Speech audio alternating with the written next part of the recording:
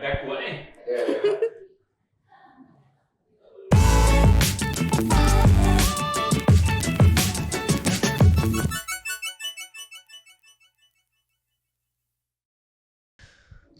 Bismillahirrahmanirrahim. Assalamualaikum warahmatullahi wabarakatuh.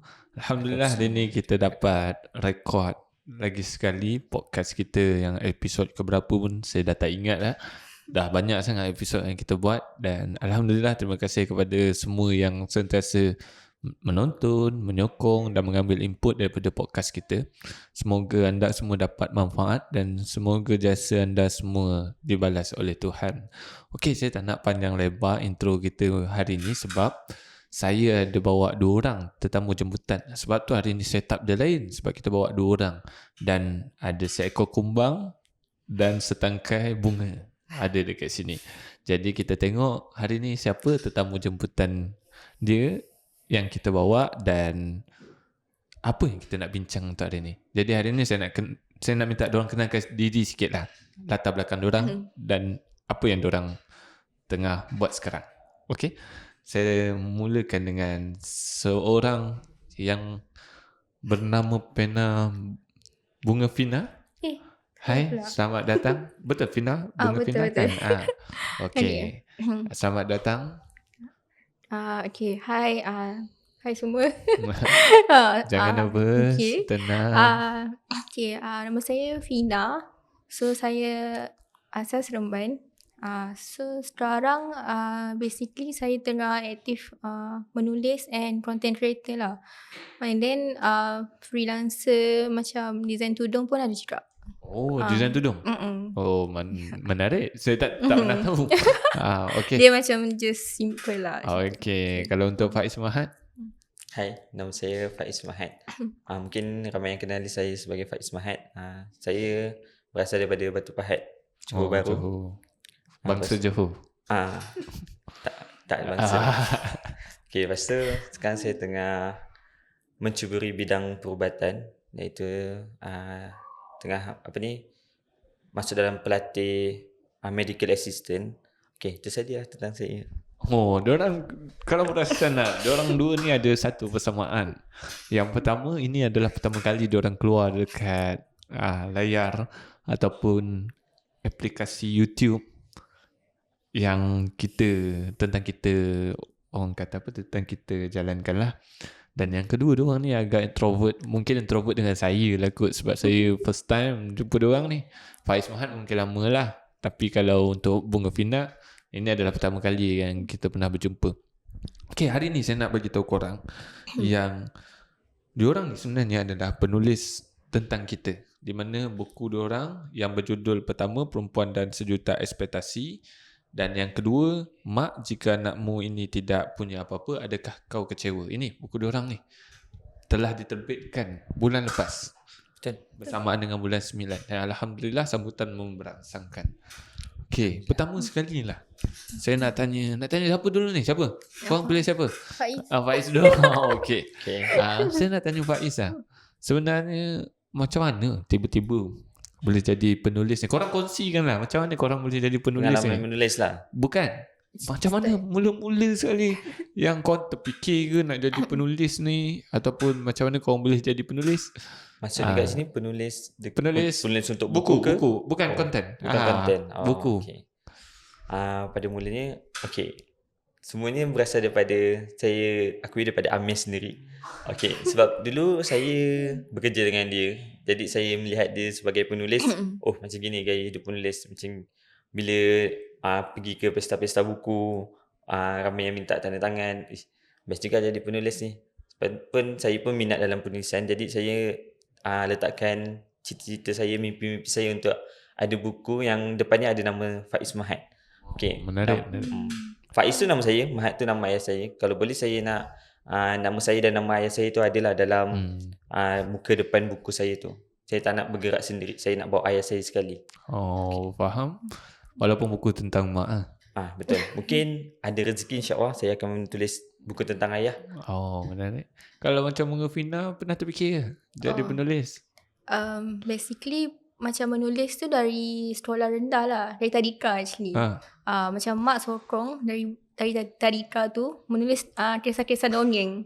Oh, And fiction. then Cerpen ke? Fiction lah. macam Kuda Putih lah, Putri, macam tu lah kan. And then menarik. sampailah ke sekolah rendah, memang scroll lah 4 BM yang Karangan karangan ni. lah. And then Aku sebatang pensel macam gitu skor lah. itu memang Oh. makanan. Lepas tu and then dah masuk uni semua, macam dah tak aktif sangat menulis, tapi macam just tulis macam mana kat WhatsApp, dekat Notes. WeChat, macam tu lah. WeChat. So orang Dalam baca-baca dan orang cakap macam, kau tak nak terbit buku ke? Lepas tu nak je, tapi tak ada peluang dan tak tahu macam mana. So macam sampai satu masa lepas grad tu macam nak cakap, macam susah kan nak dapat pekerjaan. Then menulis macam draft, macam banyak lah simpan draft-draft tu. Sampailah satu masa yang Hafizul Faiz keluarkan buku tentang takdir. And then saya buat review saja je macam tu. And then tiba-tiba esok tu dia repost, dia tulis Mel lah tulis buku tentang kita. So tiba-tiba macam saya macam betul ke ni kan. Macam dah lah founder tu sendiri yang repost apa semua. And then saya pun tak, macam nak cakap, masa dia approach tu saya tak hantar dia apa-apa. Masa tu pergi pesta buku, macam jumpa dia, dan dia cakap hantar je apa-apa kat email apa semua. Saya tetap tak buat lagi sebab saya rasa macam karya saya tak solid. Lepas tu last masa habis part time kat Petron, dapatlah panggilan dari Kak Wahyu ni, macam nak tak hantar manuskrip dalam bulan tu. So saya terkejut lah, macam okay lah, why not try. Then tiba-tiba dapat keluaran buku sendiri. Untuk pengetahuan Faiz dan Fina, sebenarnya tentang kita ni, dia ada beberapa cara nak jadi penulis. Mungkin ada yang nak tahulah, yang pendengar-pendengar nak tahu. Yang pertama, kita mencari penulis melalui kita propose idea dan kita cari penulis yang sesuai. Yang kedua adalah kita cuba scout ataupun kita cuba gilap bakat-bakat baru. Seperti contohnya Faiz dan Fina ni lah. Dan yang ketiga melalui email, siapa yang hantar dan macam mana dia punya ni kan, dia punya manuskrip dan sebagainya. So ada 3 cara nak jadi penulis. Macam korang antara orang yang kita scout, yang kita dah mark awal-awal ni, kalau sampai kat publisher lain rugi lah untuk kita. Sebab dia kawan-kawan kita juga, orang yang macam orang kata apa, circle-circle kita ataupun audience kita juga. Kalau ikutkan mungkin korang dah lama kot follow tentang kita, kan? Dari 2000 tahun lepas lah saya. So dah lama lah. Faiz Mahat of course dah lagi lama, sebab dia pun mengenali Hafizul Faiz tu sendiri kan. Okay, kita habiskan tentang penulisan tu. Saya pergi ke buku korang lah. Kenapa mak? Kenapa mak? Okay, kita lahir, kita jumpa siapa dulu? Mak. Itulah jawapannya. Oh. Saya nak ada buku yang pertama untuk mak. Oh, faham.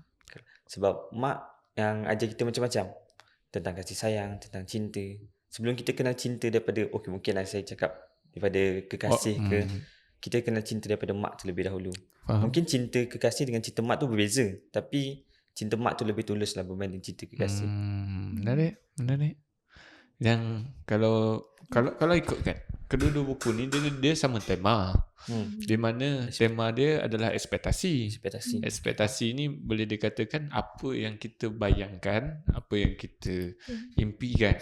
Seperti mana contoh buku Faiz Mahat, dia lebih kepada mengimpikan bahawa dia dapat membahagiakan mak dia. Betul Okay. Yang satu sebab saya anak bongsu. Harapan keluarga lah. Bukan harapan keluarga. Dia macam jurang umur saya dengan mak tu dah jauh berbanding dengan kakak saya anak sulung. Dia dah sempat. Dia sempat. Kalau saya masih tergapai-gapai merangkak-rangkak lagi. Faham? Kalau macam kalau buku mak, untuk buku Faiz Mahat, kalau buku Fina, kenapa perempuan dengan sejuta ekspektasi? Banyak sangat ekspektasi tu. So bagi saya perempuan dan overthinking tak dapat dipisahkan. So saya macam kadang-kadang kan kita ni terlampau fikir benda yang tak pasti, macam benda tu dah jadi. Tapi sebenarnya tak pun. Itu sangkaan-sangkaan kita yang kita tak patut merealitikan. Itu perempuan cakap bukan saya cakap.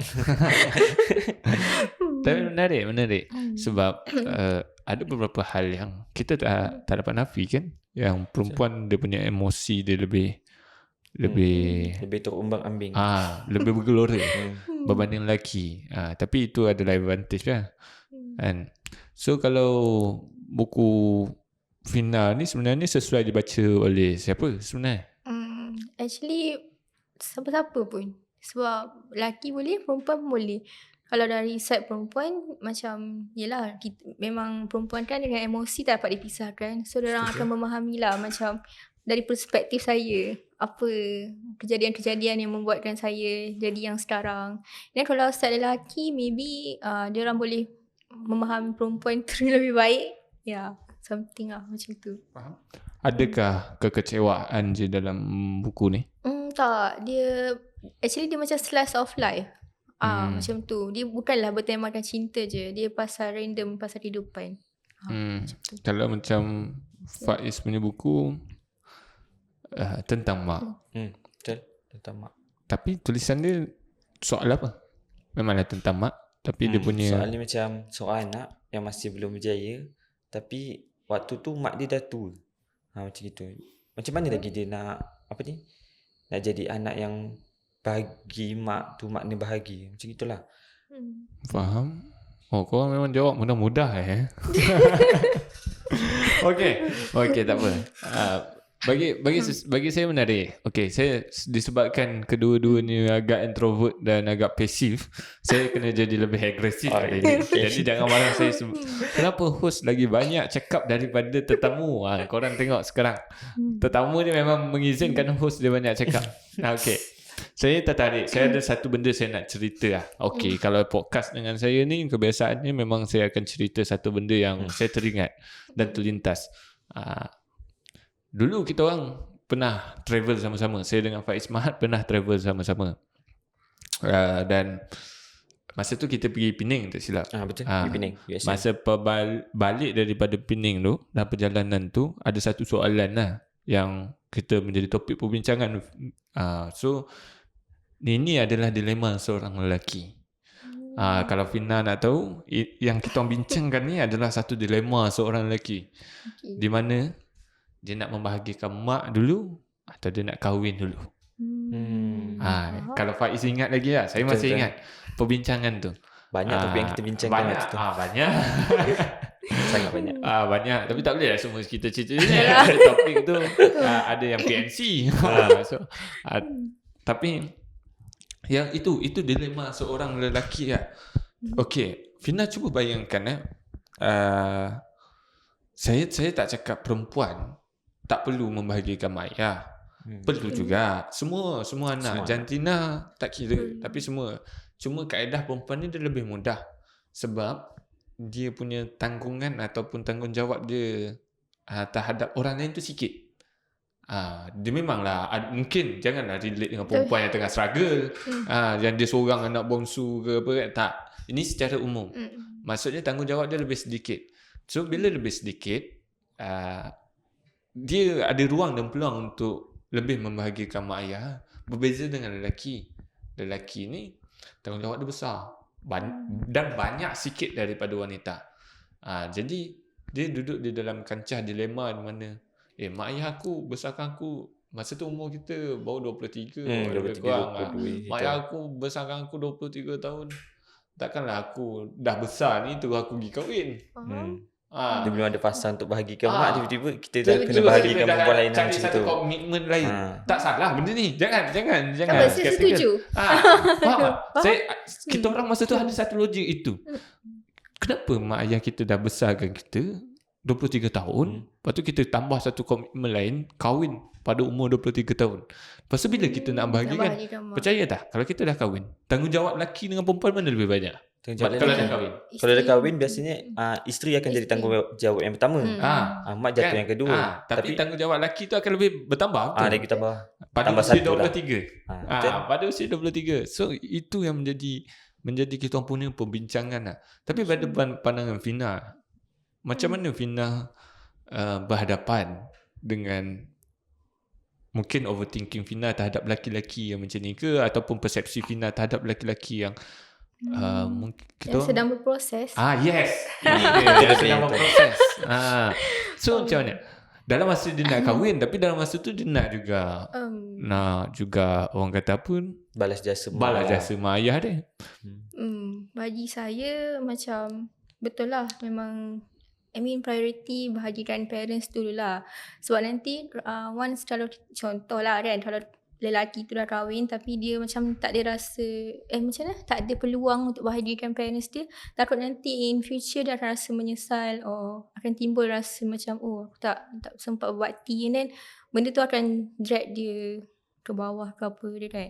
Tapi dalam masa yang sama saya faham juga macam kalau lelaki, macam kita tak boleh lah nak kata lelaki yang berproses tu kau tengah proses kau kena tinggal kan. Tak. Ni macam kena faham lah, tetapkan timeline ke something lah macam tu. Maksudnya lelaki yang berproses pun kena memahami wanita juga. Dan wanita Kan? juga kena Wan- memahami yes. sebab lelaki Macam berproses. both kena Yeah. understanding lah Di macam se- tu. Di sebalik perempuan memahami lelaki yang tengah berproses dan membahagikan Sebab mak saya ayah dia. rasa tak perlu malu dengan proses yang kita ada. Betul. Sebab Walaupun dalam lambat. proses kita tengah berprogress sebenarnya. Macam tu. Faham?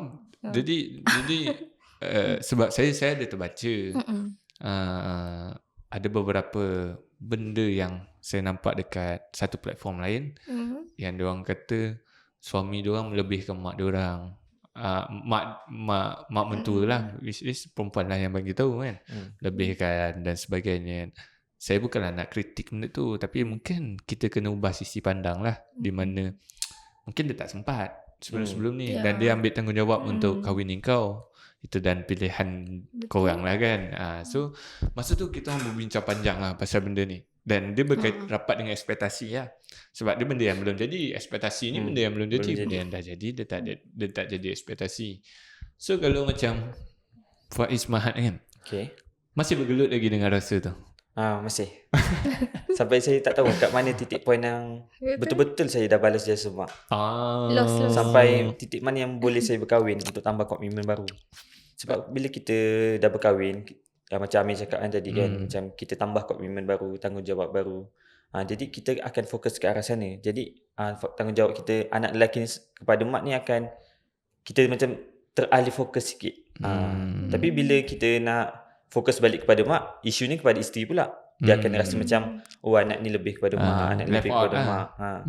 Untuk mengadili situasi tu agak sukar bagi mana-mana lelaki lah. Betul. Dan dia sama ada dua lah. Sama ada kita nak hadap atau kita tak nak hadap. Atas kita lah. Kalau kita tak nak hadap, kita janganlah buat. Betul. So masih dalam kekacauan yang sama lah. Sebab benda tu menarik. Itu satu topik. Baru satu topik tentang perkahwinan ataupun hubungan lah, ataupun membalas jasa mak kan. Kalau dalam sisi lain yang kita boleh nampak, saya nak menjawab sebenarnya. Saya pula yang menjawab persoalan Faiz tu kan. Titik mana yang kita rasa kita boleh rasa kita dah puas untuk bahagikan, selesaikan jasa mak. Jasa mak tu. Faiz sebenarnya dah dapat jawapan ke belum? Masih belum. Nak saya bagi jawapan? Boleh juga. Boleh saya bagi jawapan? Boleh. Okey. Sehingga mak kita, di mana kita boleh tahu yang kita dah selesai berbakti kepada mak kita atau balas jasa mak kita. Sebenarnya dia macam ni. Selagi mana mak kita ada di muka bumi ni, bermaksud kita belum selesai. Ketika mak kita dah dimasukkan ke liang lahat pun, kita masih belum selesai. Takkan pernah selesai. Jadi seorang lelaki, dia adalah seorang pahlawan. Pahlawan ni dia kena bertempur dengan apa juga yang ada di sisi dia. Kalau dia berani ambil satu keputusan, bermaksud dia kena bertempur dalam medan itu. So kalau dia tak berani, tak payah bertempur. Tapi dia bukanlah pahlawan yang pengecut. Dia tetap pahlawan yang ada pendirian. Jadi kalau tanya saya, di antara kita nak tahu kita balas ke tak balas, jawapannya kita takkan pernah dapat puas balas. Sebab apa? Nak tahu kenapa? Nak tahu apa dia punya dasar perbincangan kita ni, di mana kita dapat lihat bahawasanya Tuhan kata terputus 3 amalan setelah bukan Tuhan. Satu hadis Nabi kata terputus semua amalan kecuali 3 perkara. Hadis ni hadis sahih. Yang pertama sedekatul jariah, ilmu bermanfaat yang diajarkan. Dan yang ketiga doa anak yang soleh. So tanggungjawab kita masa mak kita tak ada pun masih ada.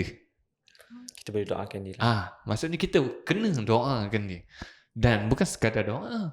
Kita kena jadi anak yang soleh. Baru termasuk dalam hadis tu. Betul. Dia bukan cakap doa seorang anak. Doa anak yang soleh. soleh.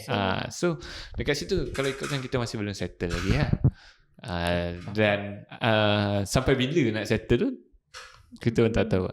So kalau kita keluar sikit daripada perbincangan ni kan, sebab saya macam banyak cakap lah, nanti orang marah, korang ada tetamu jemputan, korang cakap lah banyak sikit, nanti saya kena marah, percaya je kat saya. Okay, saya nak tanya dulu dekat Fina, ekspektasi apa yang dah jadi kenyataan? Sekarang lah. Untuk Fina sendiri secara peribadi. Ekspektasi yang first penulis lah. Tulis buku lah. Itu sejak memang bila? Achievement terbesar kot tahun ni. Sejak bila membayangkan? Memanifestasikan benda tu. Dari sekolah lah. Macam So tulis buku lah antara yang tulis buku tu memang cerita-cerita yang paling lama yang dah termanifestasi tahun ni. Menarik. Selain benda tu?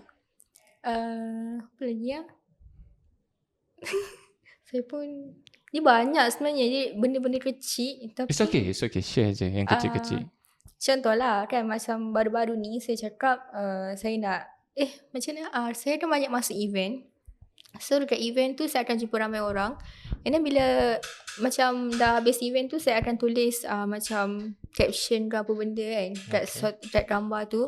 Macam contohlah baru-baru ni yang paling cepat macam saya kata saya mana tahu jadi content creator ke apa. And then 2 weeks after that saya ada masuk satu program ni yang lead saya kepada benda tu. So dia macam faham tak? Macam kalau kita percaya dengan satu benda tu, dia akan macam terjadi tanpa kita sedar pun kadang-kadang. Menarik. Tu yang paling nyata tahun ni.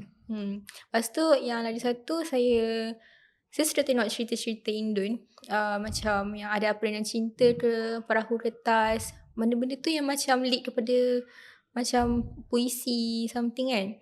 Ini saya macam terinspirasi dengan Dian Sastrowardoyo dengan Maudi Ayunda. So saya selalu lah ikut diorang punya progress semua tu.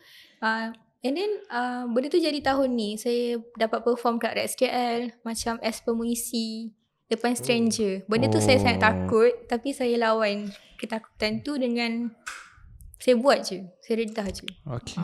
Menarik. Kalau Faiz, apa ekspektasi Faiz yang Faiz dah capai? Okay, yang pertama sama macam Fina, buku. Okay, tu umum lah sebab kita tengah bincang pasal buku kan. Tu ekspektasi saya yang saya letakkan dalam 2-3 tahun lepas. Lepas tu saya macam, saya nak ada buku yang ada nama saya. Dan sekarang ekspektasi itu tercapai. Ekspektasi yang kedua adalah saya nak jadi anak yang tak bercakap kasar langsung dengan mak. Saya, apa yang dia minta, saya cuba untuk turuti. Walaupun bukan kemahuan saya, walaupun bukan saya tak nak takdir ni, saya nak tolak takdir ni dengan sekeras-kerasnya. Tapi kalau Tuhan kata tu takdir kau, macam mana kita nak tolak?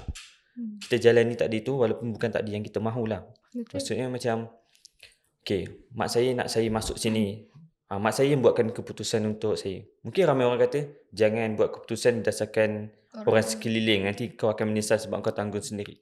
Tapi bagi saya, apa yang kita jalani, kita perlukan restu daripada mak, doa daripada mak. Lepas tu kalau contoh kalau kita pilih jalan yang dia macam ada rasa berlawan dengan kerestuan dia tu kan, macam mana kita nak berada dalam keredaan Allah kan. Jadi saya cakap pada diri saya pujuk diri saya banyak kali, saya lalui je lah tadi yang mak saya nak, mak ayah saya nak. Mungkin hikmahnya nanti saya jumpa kemudian, walaupun bukan sekarang, tapi saya yakin akan jumpa nanti. Cerita. Saya tertarik dengan kata-kata Faiz ni. Dulu saya pernah duduk di fasa yang saya tak tahu kerja yang saya buat Menjamin ke tak? Bukan menjamin. Habis? Betul ke tak? Saya pernah career break.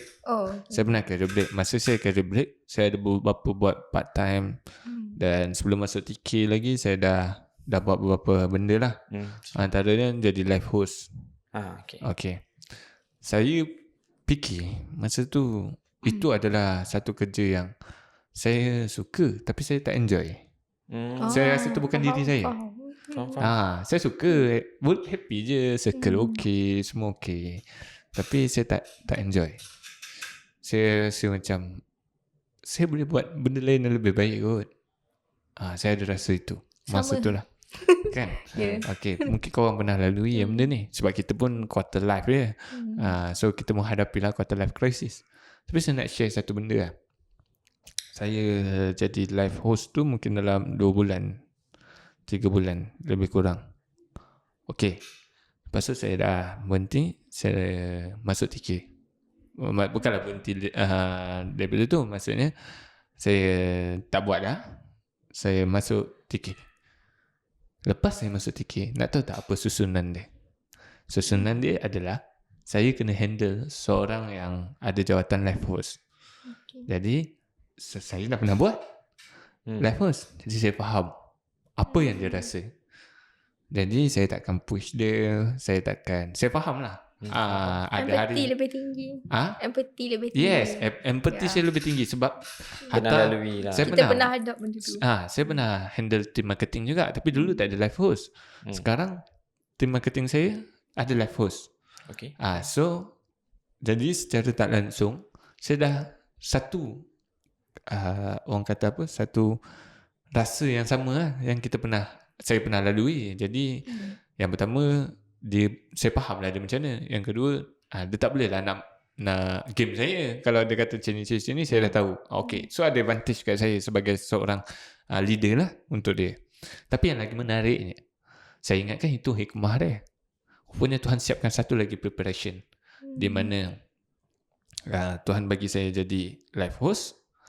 Tuhan bagi saya jadi live host dan in the end saya dapat bantu kawan saya yang memang tak pernah buat live, pemalu, tapi dia nak buka business bundle. Dan sekarang dia by fasa, kita bantu dia, kita sama-sama buat, sama-sama ajar, dan dia pun jenis yang nak belajar. Daripada dia tunjuk kasut saja, dan sekarang dia dah boleh tunjuk muka dia dan jual kasut dia. Alhamdulillah dah berkembang bisnes dia dah. Jadi dekat situ rupanya hikmah. Saya tak nampak. Sebelum ni saya tak nampak. Tapi macam mana kita nak nampak sesuatu hikmah daripada apa yang kita lalui? Kita kena jalani. Setelah kita jalani, connect the dot. Cuba fikir balik. Dulu Tuhan letak aku kat sini, kenapa? Kita kena selalu refleksi diri kita untuk pindah ke belakang. Bawa diri kita ke belakang. Daripada mula tu kita rasa macam ni susah ni. Dulu kita pernah lalui saat ni. Dulu saat-saat yang kritikal, dulu saat-saat yang susah. Tapi alhamdulillah semakin baik sekarang. Sebab apa? Sebab susah ni dulu. So mungkin korang ada satu orang kata apa? Daripada cerita saya ni, mungkin korang ada satu pengalaman juga yang korang rasa sama. Boleh tak korang share ke tak ada? Jangan cakap tak ada. Ada. Kalau ada boleh share. Okay. So actually lepas grad tu hujung 2019 kan COVID kan 2020 tu. So saya kerja je bahagian retail Astasia lah, satu tempat ni. And then saya ingatkan macam saya tetapkan satu timeline macam tak apa 3 bulan je ni kan. Last COVID tu lama gila kan. Lepas tu macam tak tahulah, macam semakin saya kerja dekat situ, saya semakin menjadi orang lain. Saya jadi lebih baran. Agresif lah. Ya, sebab dengan customer kan. Bukannya saya tak boleh terima customer. Memang setiap kerja ada toksik, ataupun setiap tempat yang kita pergi pun ada toksik yang berbeza. Tapi amount toksik yang mana yang kita boleh receive, yang mana yang boleh kita terima dan cuba untuk atasi benda tu. So lama-lama saya rasa saya dah tak boleh kat situ. 3 tahun saya tahan. Tapi itulah, dalam masa 3 tahun tu pun saya mencari diri saya. Macam saya rasa macam, apa yang aku buat kat sini? Sedangkan aku ada pelajaran, degree. Bukan saya nak cakap orang tak ada degree tu tak, macam tak penting. Macam nak cakap Tak menjamin. Teruskan. Jangan tertarik dengan overthinking tu. tak, dia macam teruskan. dia macam bukan saya nak cakap orang yang tak ada pelajaran tu tak ada masa depan. No, it's not. Cuma macam saya tahu saya boleh buat yang lebih baik daripada itu. Daripada saya duduk dekat kaunter. Even kawan-kawan saya pun yang datang macam beli kat saya apa semua kan. Diorang macam pelik lah sebab saya used to be high achiever dalam kat sekolah semua tu. So macam diorang tak pandang rendah. Ada yang faham, ada yang tak faham, tu yang menyakitkan lah. Dan saya pernah receive ada satu perataan ni, macam dia dulu sama-sama. Lepas tu dia dah dapat kerja yang lebih baik. Lepas tu ada satu masa dia macam tanya pendapat. Tapi dalam masa yang sama pendapat itu dia macam memposting diri dia. Contoh dia akan cakap dia boleh beli segala-galanya. Dia boleh beli macam-macam. And then ada sekali tu dia cakap saya pathetic. Dalam masa saya tengah struggle. So benda-benda macam tu macam saya masa tu saya tak tahu apa yang saya nak apa hikmah yang saya akan dapat daripada semua ni. Tapi bila dah as time goes by, saya lebih memahami orang yang lebih baik. Saya macam bila saya nak cakap dengan orang tu, saya akan fikir dulu apa yang dia akan rasa kalau kita cakap macam ni dengan dia. Macam tu lah, macam menyakitkan. Dia lebih, sebenarnya Tuhan bagi kita duduk dekat satu tempat tu untuk kita mengetahui atau kita faham apa yang orang tu rasa. Betul. Kenapa Tuhan cipta lapar? Untuk kita tahu ada orang yang seharian atau bertahun-tahun dia lapar. Kenapa Tuhan cipta kita kenyang? Supaya kita menikmati segala nikmat yang ada, sebab ada orang lapar. And then that's why dalam buku saya ada satu part tu lorong yang memanusiakan manusia.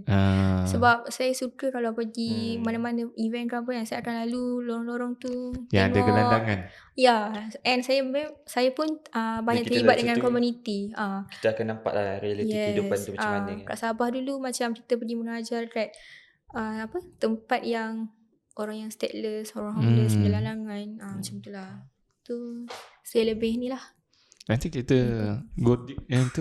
Macam Faiz pula, ada ke yang pengalaman yang nak share lah? Okay, saya kan degree sastra. Okay, saya kalau boleh saya nak kerja dalam bidang sastra, penulisan dan sebagainya. Editor.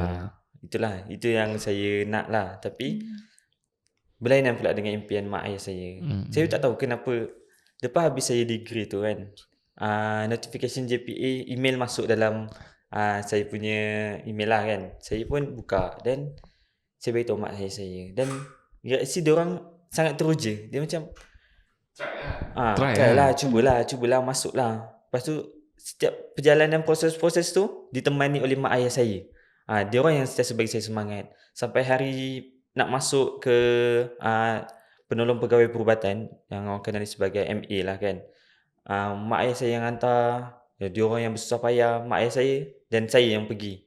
Lepas tu saya sebelum masuk tu saya dah cakap dengan mak ayah saya tak nak masuk. Saya nak teruskan dengan degree sebab saya dah ada degree kan. Lepas tu mak cakap masuklah. Lepas tu bila dah masuk, saya pun nak keluar, nak berhenti dan mak ayah saya cakap teruskanlah.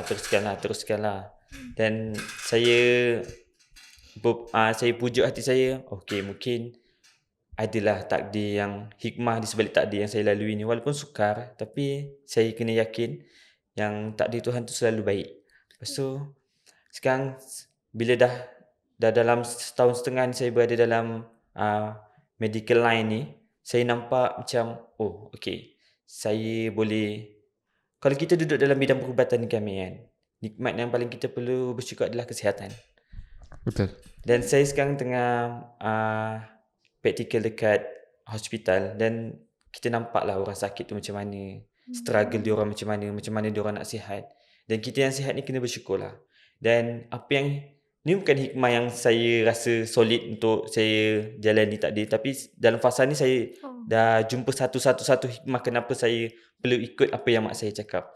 Yang pertama adalah kita kalau bekerja dalam medical line ni sejujurnya adalah sumber lubuk pahala lah. Kita bantu orang sakit, orang minta tolong, lepas tu orang ucap terima kasih tu, boleh luruh main hati kita. tengok orang cakap terima kasih. Orang yang sedang sakit, setengah struggle ni, dia cakap terima kasih, Dik. Macam itu. Saya rasa mungkin hikmah tu akan nampak nanti bila di penghujung-penghujungnya. Saya tak pasti bila, tapi saya yakin yang jalan yang saya pilih ni adalah jalan yang mak saya restu, ayah saya restu. Saya selalu minta, mak doakan. Supaya saya sentiasa, setiap langkah saya tu dilindungi oleh doa-doa mak saya lah. Saya rasa macam, okay, lepas tu buku ni pula, saya pun minta mak saya doakan. Saya doakan nak topik buku ni. Mak cakap, mak saya yang cakap, Dek, tulislah puisi banyak-banyak, nanti mak baca. Saya macam, mak saya pun restu dengan apa yang saya buat. Saya jalan je. Saya cuba je benda-benda yang baru. Saya tak rasa macam, kalau saya belajar sastra, lepas tu saya tukar ke bidang perubatan, saya rasa tak rugi. Sebab dalam dunia ni kita boleh belajar semua ilmu. Dan tak ada orang pun, mungkin saya belajar sastra dan belajar perubatan, dan orang lain tak dapat pengalaman tu. Mungkin orang lain belajar ilmu lain. Orang-orang belajar ilmu lain-lain lah. Jadi saya rasa macam tak ada rugi pun kalau kita belajar apa ilmu. Jadi kalau jangan malu, jangan segan, teruskan je. Apa-apa yang penting restu mak. Mungkin kita tak setujulah dengan apa yang mak buat keputusan, tapi tengok juga situation. Kalau takdir tu mendatangkan kemudaratan kepada kita, mungkin kita boleh tolak dengan cara baik lah. Kalau takdir tu mak menggalakkan kita untuk, okay, ni mak ada masa depan ni, kita cuba puja hati kita untuk jalani takdir tu lah.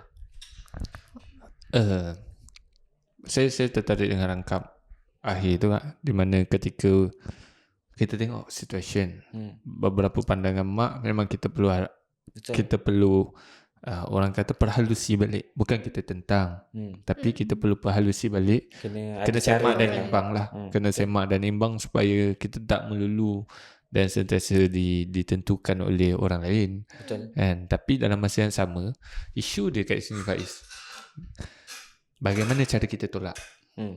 Kalau kita tak bersetuju dengan mak ayah kita, ini sisi pandang saya. Okay. Mungkin ada orang lain yang tak setuju dengan sisi pandang ni. Tapi benda ni juga saya ada cakap dalam buku saya. Bila kita ada perselisihan faham di antara mak dan ayah kita, di antara kita dan mak ayah kita, seperti contoh, mak nak suruh kita belajar dulu, kita nak kerja dah. Kan? Okay. Benda tu adalah sesuatu yang ramai orang saya rasa alami. Kenapa saya bercakap pasal benda ni? Sebab ramai saya dengar kawan-kawan saya bercerita tentang benda ni. Isu dia punya kesimpulan ada dua. Yang pertama adalah kita nak ikut cakap mak ayah kita, seperti mana pilihan Faiz. Okay, nak ikut dan kita hadap lah benda tu, sebab itu pilihan kita. Betul. Mak ayah kita cadangkannya. So kita tak boleh salahkan apa-apa pun ke atas mak ayah kita, if apa-apa jadi dekat kita, sebab kita yang pilih. Masa kita berbincang, kita tak nak keluarkan pandangan, kita nak ikut. So kita tak boleh salahkan. Okay, itu satu. Ada satu golongan yang lain atau kumpulan yang lain yang mungkin dia nak teruskan cita-cita dia, dan dia nak mak ayah dia restu ke atas cita-cita dia, bukan nak langgar arahan tu, tapi nak mak ayah tu restu. Jadi macam mana untuk kumpulan yang macam ni? Bagi kumpulan yang macam ni, dia ada satu je cara, iaitu kita cuba berbincang dan bercakap tanpa mengguruskan hati mak ayah kita. If katalah kita tak dapat juga nak buat, kita buatlah sebaik mungkin apa yang kita nak, tanpa kita menerhakai mereka, tanpa kita berkata kesat kepada mereka, tanpa kita mempelekehkan mereka. Tuhan banyak kali ajar saya tentang mak ni sebenarnya. Saya dua benda yang saya nak kongsi kat sini, dua cerita saya nak kongsi. Yang pertama, cerita dia mudah ya. Nak pergi kerja. Saya pergi kerja naik motor. Dululah kan, pergi kerja naik motor. Sekarang naik kereta ke? Tak. Tukar-tukar. Motor tukar? Kalau hujan naik kereta. Oh, okay. Dah Jumat. Okay. Kalau dulu saya pergi kerja naik motor, kan, mak saya cakap, macam nak hujan tu, pakailah baju hujan siap-siap. Saya tengok, cerah ni, mana nak hujannya. Tak apalah, nanti pakai. Tak apa ni, saya salam cium mak saya pergi kerja. Tak sampai 1 kilometer, hujan turun. Masih boleh mak. Masih Itulah. insting dia. Insting. Kan? Dia punya sangkaan dia yang besarkan kita. Dia tahu lah apa yang nak jadi kat kita ni. Betul. Tu yang pertama. Yang kedua kan, kadang-kadang kita terlalu meremehkan mak kita. Bukan meremehkan perkataan yang sesuai, tetapi mungkin kita terlepas pandang ke atas mak kita ni. Di mana kita ada masalah, kita selalu minta pandangan orang lain. Masa saya ada satu masalah, problem yang sangat besar yang saya hadapi dalam hidup saya lah, saya minta pandangan orang. Saya minta. Sampai terlepas pandang. Bukan kita terlepas pandang mak ni sebab dia tak pandai ke apa, tapi kita nak minta bagi orang yang pernah lalui lah. Okay, faham. Kan? Kita minta pandangan orang yang pernah lalui ni. Saya tak dapat satu ketenangan pun untuk saya buat decision making. Saya tak dapat satu ketenangan sebab decision making ni penting untuk kita buat, dan benda yang penting dalam decision making adalah ketenangan. Betul. Kan? Kalau salah lah. Kita punya ni tu, result dia akan jadi salah lah. Jadi saya dah puas saya minta pandangan, saya tak rasa tenang. So saya borak dengan mak saya, high tea. High tea minum petang. Minum petang. Cakap, Mi, abang nak buat ni. Abang rasa ni keputusan abang. Tahu tak mak saya cakap apa? Apa? Semoga dipermudahkan urusan kau, Syafiq. Dia panggil saya Syafiq. Semoga dipermudahkan urusan kau, Syafiq. Dan Umi tak kisah mana-mana. Disebab pula. Dia cakap tu. Memulai saat itu, saya punya ketenangan datang untuk saya stick dengan keputusan saya, untuk saya buat decision saya. Rupanya kita bukanlah tak perlu minta pandangan orang. Kita kena minta pandangan orang. Tapi keputusan tu yang kita nak buat tu, dia ada dekat mana? Doa seorang mak. Ya, setuju. Jujur saya cakap, mak saya tak macam mak orang lain yang ada pendidikan, yang pandai, yang masuk universiti. Circle saya majoriti mak sekolah tinggi-tinggi.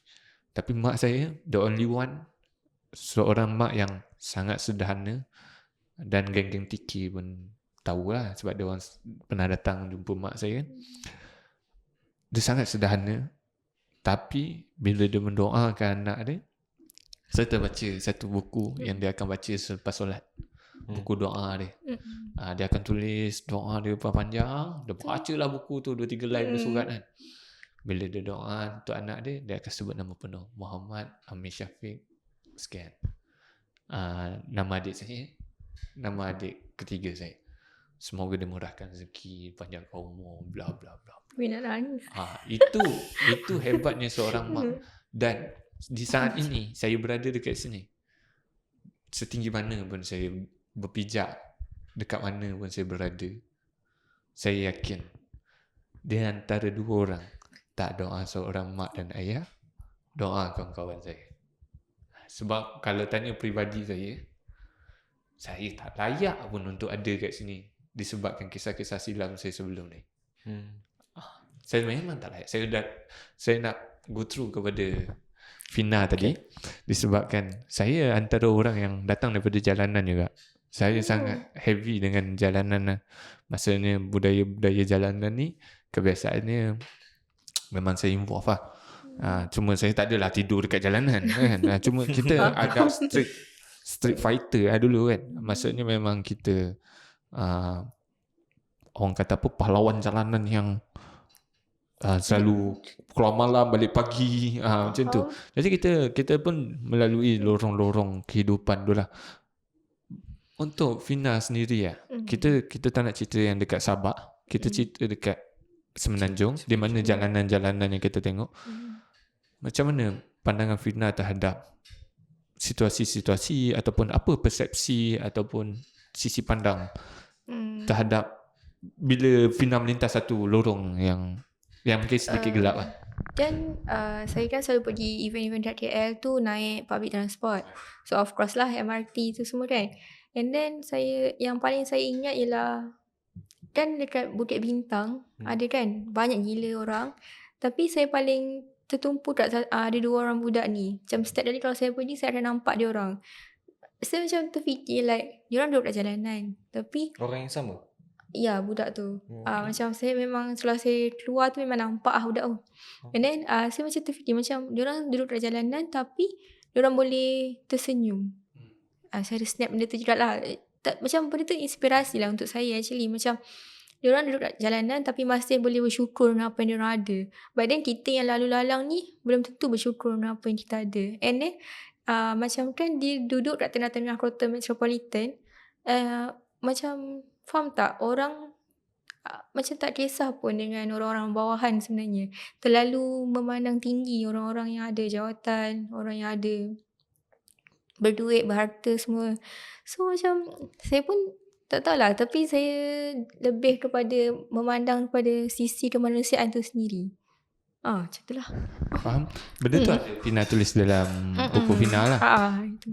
Kalau yang sisi pandang Fina dalam buku, adakah sama macam Fina cakap sekarang lah? Maksudnya kalau nak tahu lebih lanjut kena baca buku Fina. Okay. Nampak tak dekat situ dia jual. Kau kena dapatkan buku Fina. Sebab saya nak share. Mungkin Fina ada sedikit pengalaman tentang jalanan. Tapi Faiz mungkin dia tak banyak. Sebab dia ni memang duduk rumah je. Saya keluar. Tak adalah. Dia ni sempat ke club dengan aku? Tak sempat. Clap tak? Okay. KL. So kalau tanya, mungkin Faiz dia bukan KL, dia dekat Johor Selatan. Jadi dia punya vibe tu mungkin Beza. Sangat berbeza. Sangat beza. Saya nak cakap satu Faiz tau. Masih saya juga yang banyak cakap. Saya minta maaf tau. Saya banyak cakap sebab nak mengimbangi. Kalau tak nanti setengah jam dia podcast ni. So saya nak mengimbangi. Ini kita borak-borak santai. Cuma saya nak bagi tahu yang 2 buku ni dah available untuk dibeli. Nanti admin saya akan letak dekat description. Boleh support, boleh sokong penulis baru kita yang sangat penuh bakat ni. Penuh sangat dengan bakat. Dan saya dah nampak di antara mereka ni mungkinlah yang akan mengatasi saya suatu hari nanti ya. Dan sekarang pun saya rasa dah mengatasi saya daripada sudut tulisan kan. Okey, kita berbalik kepada topik dekat jalanan. Antara satu bukan impian, saya punya saya rasa nak cuba. Saya nak cuba tidur dekat jalanan. Saya sentiasa sibuk kalau pergi Central Market. Central Market. Saya akan pergi beberapa tempat yang Hafizul Faiz bawa saya jalan-jalan untuk pertama kali kan. Dia bawa jalan-jalan dan sebagainya. Cuma saya selalu ikut jejak-jejak jalan tu lah. Jejak-jejak jalan tu. Dan saya selalu tengok orang tidur dekat jalanan. Faiz bayangkan ada satu hari saya nak ke event club. Masa tu bersama dengan tentang kita lah. Tentang kita ni ada orang yang booking hotel. Okay. Saya bagi nama hotel. Tapi saya tersilap. Nama yang saya bagi tu bukan hotel itu sebenarnya. Saya bayangkan hotel itu. Macam tu lah cerita dia kan. Okay. So saya pergi hotel tu. Saya dah tersalah jalan. Maksudnya saya jalan kaki je. Pergi. Saya dah macam bengang tersalah ni kan. Pergi macam macam mana ni, kenapa nak salahkan orang lain, tak boleh salah diri kita lah. Saya dah macam bad mood Tahu tak, bila saya keluar daripada pintu hotel tu, Central Market ni sebelah dia ada hotel tau. Kalau perasan Santa pun tak ingat nama dia. Tapi ada hotel. Saya keluar daripada hotel tu, saya langkah dalam keadaan yang saya dah lah penat. Lepas tu nak kena pergi hotel tu mungkin ada dalam 1 kilo juga, nak kena jalan kaki lebih kurang lah. Lepas tu saya keluar, saya toleh ke kanan. Saya nampak ada satu keluarga tengah tidur bersama anak kecil atas tutu dan bersama kelengkapan lain dekat tepi hotel yang mewah. Di saat saya ni yang ada tempat tidur tetapi masih merungut untuk pergi. Apa saya nak rasa macam tu? Tuhan sentiasa ajar saya macam tu. Tuhan indirectly kita dapat nampak benda tu. Sama ada kita nak tengok dari sisi tu atau tak. Tapi sebenarnya saya sangat suka mentadaburi benda-benda tu. Kenapa Tuhan bagi aku nampak benda ni? Mesti ada something. Yes. Apa yang kita lalui mesti ada hikmah. Ada yang nak Tuhan walaupun ajarkan. kita tak nampak time tu. Betul. Nanti kita akan terfikir semula. Macam terfikir semua, kenapa macam gini? Rupanya macam gitu. Itu jawapannya. Time tu Faiz, saya rasa sebab saya yakin yang keluarga tu dia ada kerja masing-masing. Sebab dia ada kelengkapan barang-barang dia. Dia ada toto dia, dia ada beg dia, perkakas dia. Tapi mungkin dia tak mampu nak bayar sewa rumah dan sebagainya lah. Dan dekat situ saya diajar oleh Tuhan. Dia ada satu kata-kata yang guru saya pesan. Kalau kita tak nak dengar nasihat orang, tunggu Tuhan yang nasihat kita. Okay. So Itulah nasihat. itu satu lah. Dan benda ni saya selalu fikir ya, bila mak saya nasihatkan saya ni dulu kan budak degil, degil yang yalah masa muda kan. Biasalah muda.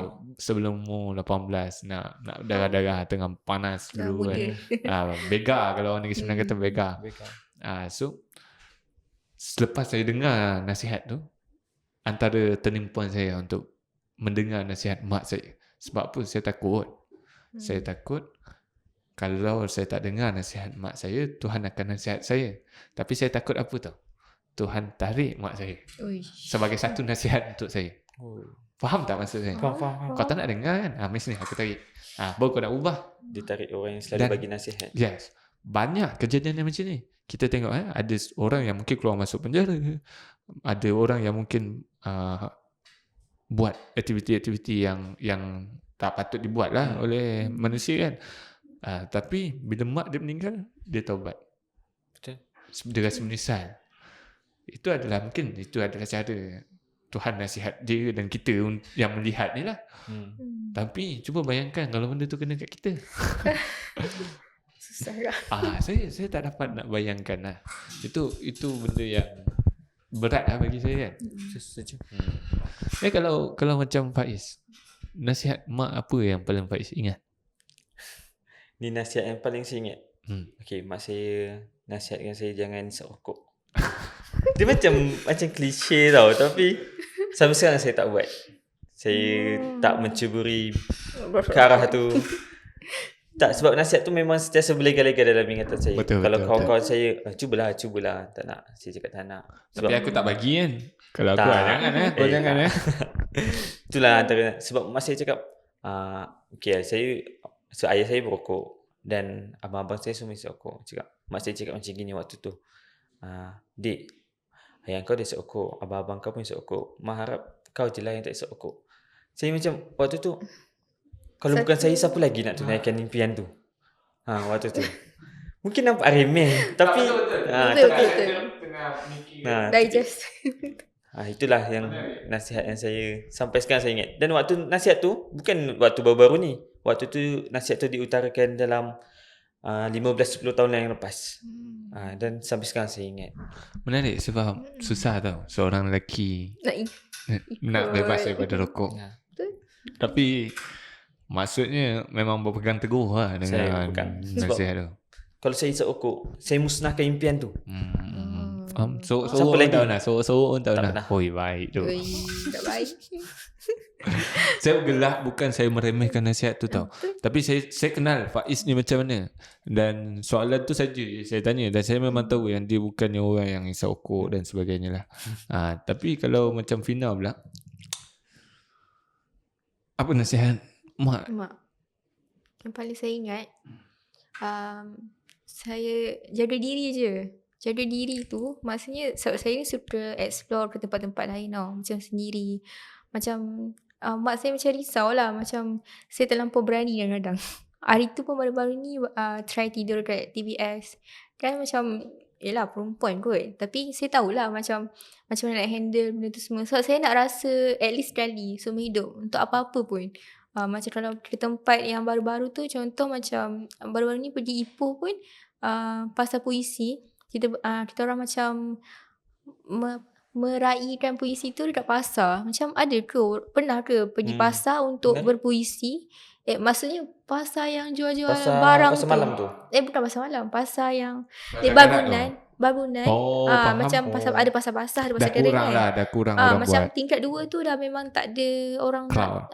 tak ada crowd. So dia orang nak menaikkan balik pasar tu. So dia orang buat event macam tu. So saya nak rasa wah apa ni, macam menarik gila. So saya sanggup travel pergi Seremban ke Ipoh tu semata-mata untuk event macam ni. Macam tu lah. So dulu kat Sabah pun dulu ambil cross forestry.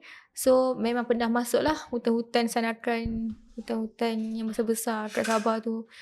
So itulah yang saya pernah tegur, jaga diri. So saya tak ada musnahkan kepercayaan mak saya dengan buat benda-benda yang tak elok belakang dia.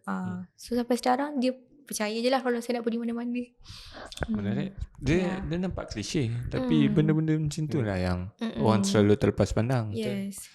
Kan? Kalau mak saya jaga solat lah. Ya. Dah tahu anak dia kadang-kadang ni Betul. acup tak acup. Tapi mak saya dia banyak menasihati dia saya banyak banyak. lah. Mak-mak kita ni siapa je yang tak ni kan. Anak yang baik. Okey. Kalau berkaitan dengan orang kata kita pindah sikit ke buku. Okay. Bab yang Fina paling suka dalam buku. Bab favourite. Macam tak ada. Sebab saya rasa semua tu memberi makna untuk saya. Satu. Setiap. Alamak. Ke dah lupa? Takkan lupa tak lupa. Tapi saya rasa surat untuk ayah kot. Kenapa? Sebab actually boleh kan cerita? Boleh. Masalah. Taklah macam okay. Kalau setiap family dia macam bahagia dah dengan parents yang memahami, yang macam bukan berantakan lah maksudnya. Macam tu. Tapi saya ni dulu ayah saya seorang yang penyayang, yang memang sayang saya lah. Saya memang rasa benda tu until sebelum masuk sekolah menengah. Sebelum masuk sekolah menengah. Sebab dia dapat half stroke. Yeah, faham. Then tak sihat lah. Yes, bila dia tak sihat tu dia mula jadi baran. And macam dah sakit kan. Macam then saya rasa tak didengari. Macam tu. And then so mak saya yang bagi banyak sangat support kat saya sampai sekarang. Bukan saya kata ayah saya tak bagi support, tak.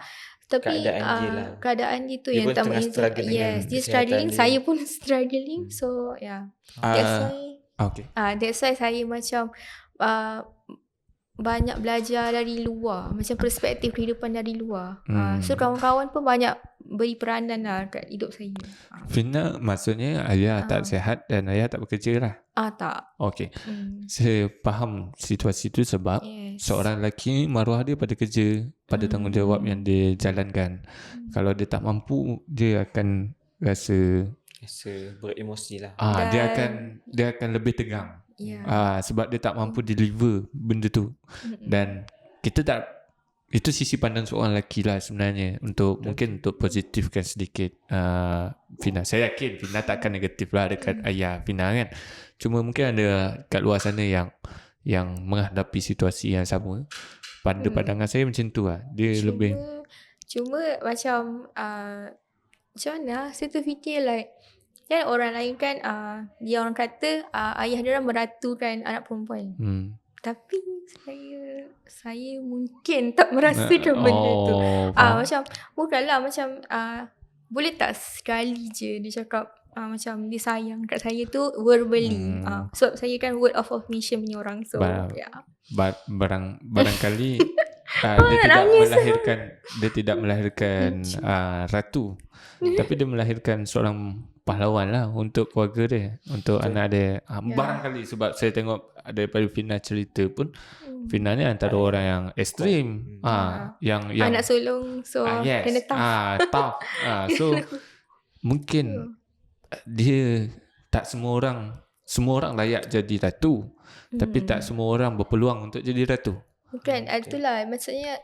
So saya nak cakap lah, like kalau siapa-siapa yang still ada ayah, ada parents yang saya faham ada yang toxic tu semua, tapi ada yang baik ni hargailah. Sebab sampai masa pun dia mungkin akan berubah kan. Walaupun dia ada, tapi saya masih menunggu hari yang dia akan semoga sampai waktu. Dia memang ada fasa. Macam saya cakap tadi, kita kena connect the dot. Nanti mungkin satu hari nanti Fina akan ingat balik momen podcast ni, dan di mana ketika tu betul kita connect the dot. Sebenarnya Tuhan jadikan ayah aku macam ni sebab macam ni, and the end aku dah dapat apa yang aku nak. InsyaAllah saya doakan. Betul. Saya doakan. So kalau macam Faiz, apa bab yang Faiz suka? Mungkin dalam bab 21 atau 22 tu, dalam tu saya menceritakan siapa yang mendahului siapa. Sama ada saya atau mendahului mak saya, atau mak saya yang mendahului tetap siapa. pergi ya. Sebab bagi saya dalam dunia ni semua pinjaman, termasuk mak ayah. Tak selamanya kita akan ada dengan mak ayah. Mungkin ada anak-anak yang sekarang ni dah tak ada mak atau ayah atau kedua-duanya. Mesti diorang struggle dengan kehidupan diorang bila mak ayah tu tak ada. Dan saya alhamdulillah masih ada mak ayah, dan saya tak pasti sama ada saya yang pergi dulu atau mak ayah saya pergi dululah. Dalam bab tu saya suka sangat sebab lepas tu ada bab yang saya suka tentang macam mana kita, saya suka tolong mak saya masak kat rumah. Kalau mak saya masak, mak saya suka minta tolong. Bagi saya benda tu penting sebab kita kena belajar macam mana mak masak. Sebab contoh kalau mak tak ada nanti, macam mana kita nak sediakan makanan yang kita suka makan?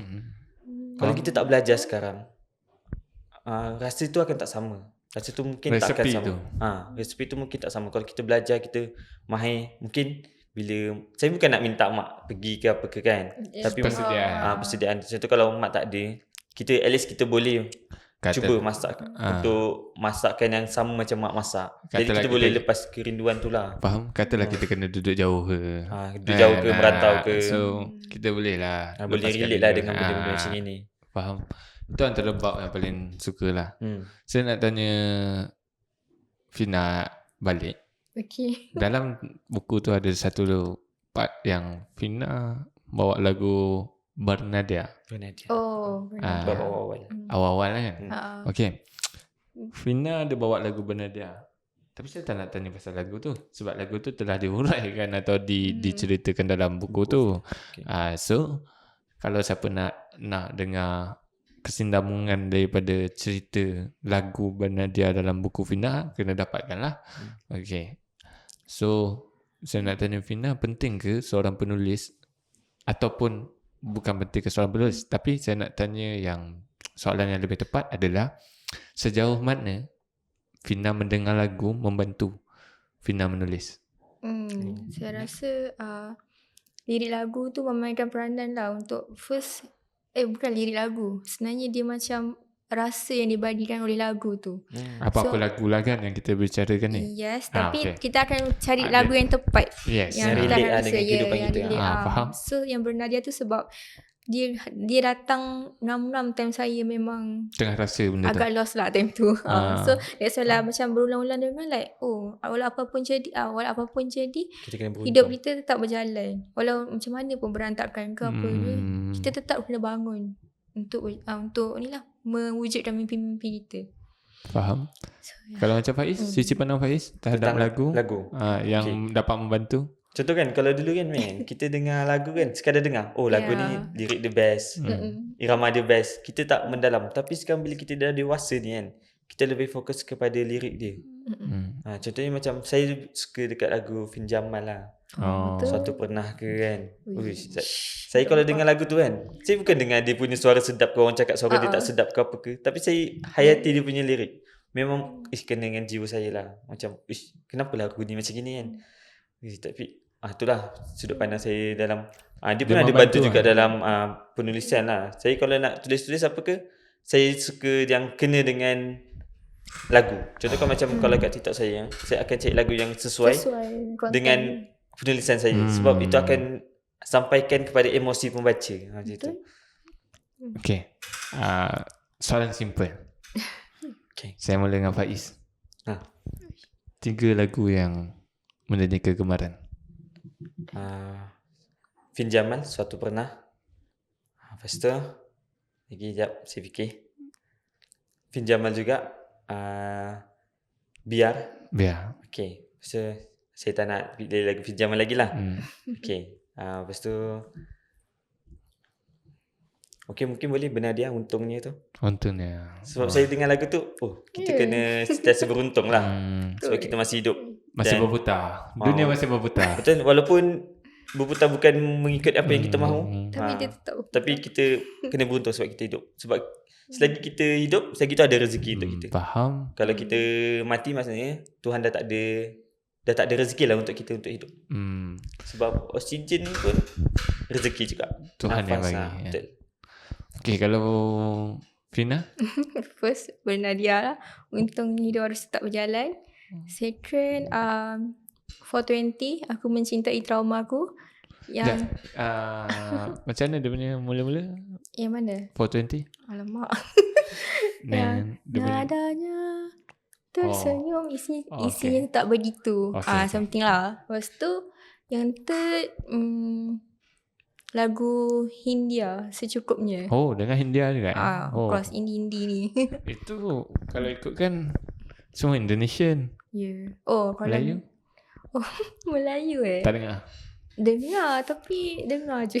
Oh, dengar je. Dan mostly Indon punya lirik tu memang Kalau kita perasan lagu Indonesia lebih related lah macam tu. Bukan. Jangan Okay. orang marah kan. Mesti marah, takut. Okay, macam ni. Saya tak nafi. Seni Indonesia lebih tinggi. Tapi sebenarnya kita ada beberapa bakat yang kita boleh membantu dalam segi vocab kita. Cuba dengar lagu Noh Saleh. Tapi bukan hujan. Rahsia Tuhan. Dia Noh Saleh ni ada dua. Satu Noh Saleh, dia punya single. Satu dengan hujan. Dengan hujan tu rock and roll.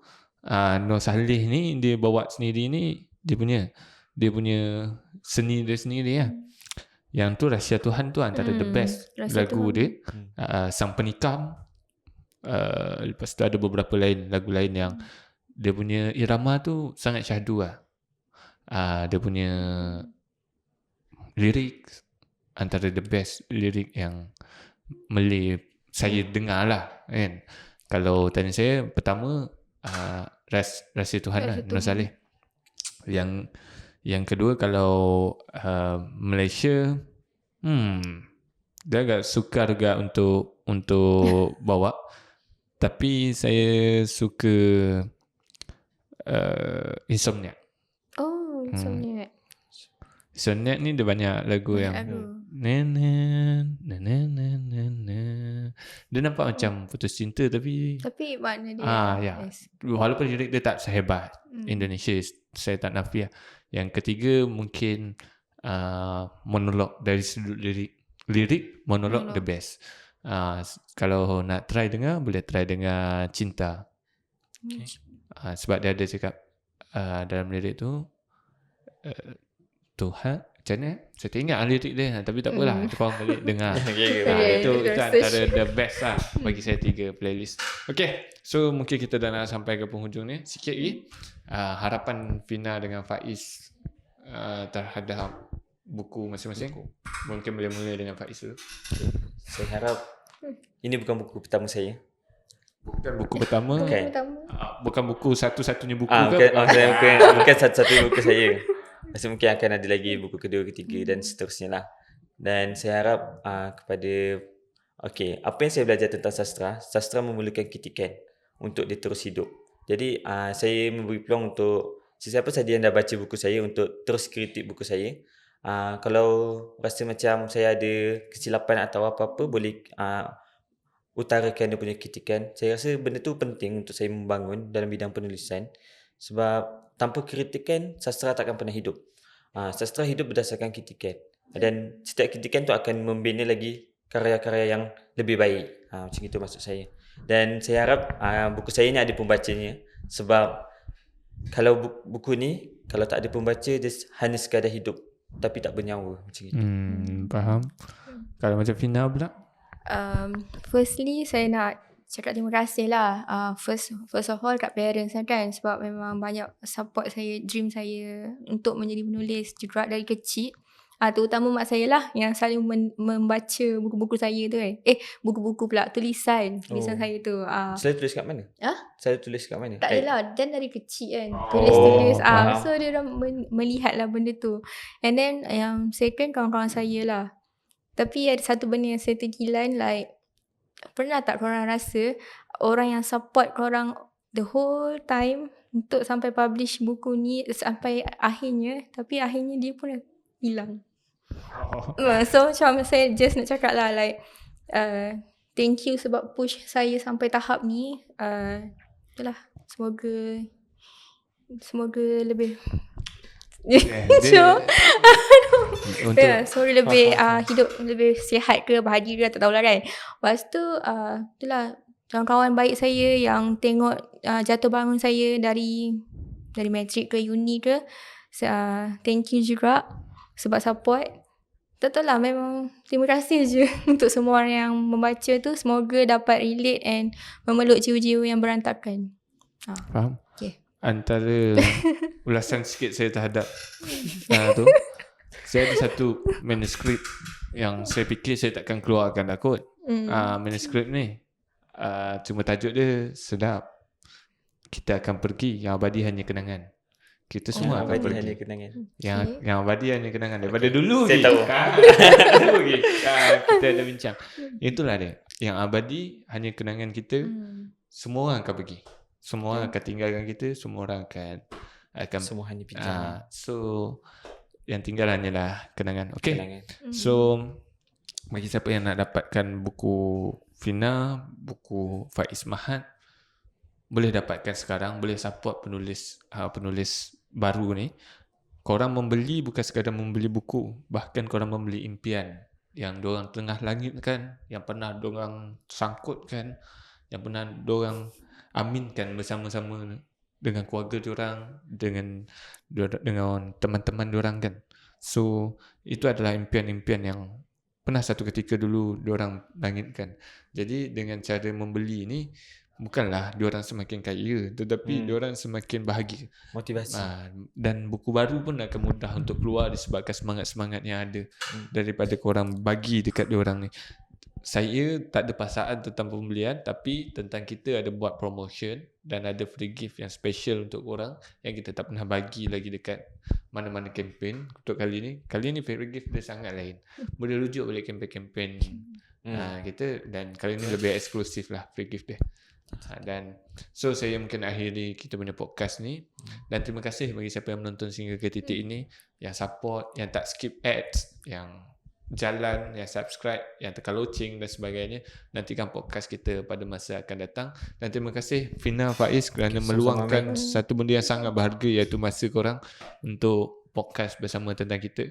Dan ini adalah jemputan tanpa paksaan tetapi perlu dipaksa. Kan? Jadi terima kasih. Ini pertama kali korang keluar. Saya ucapkan tahniah kepada kedua-duanya di atas buku yang baik. Semoga lepas ni makin tumbuh, makin mekar dan makin harum daripada sudut. Terima kasih ni tentang kita sebab bagi kami peluang untuk terbitkan karya kami. Doakan yang baik-baik untuk tentang kita. Semoga tentang kita sukses juga. Amin. Okay. So terima kasih semua. Assalamualaikum warahmatullahi wabarakatuh.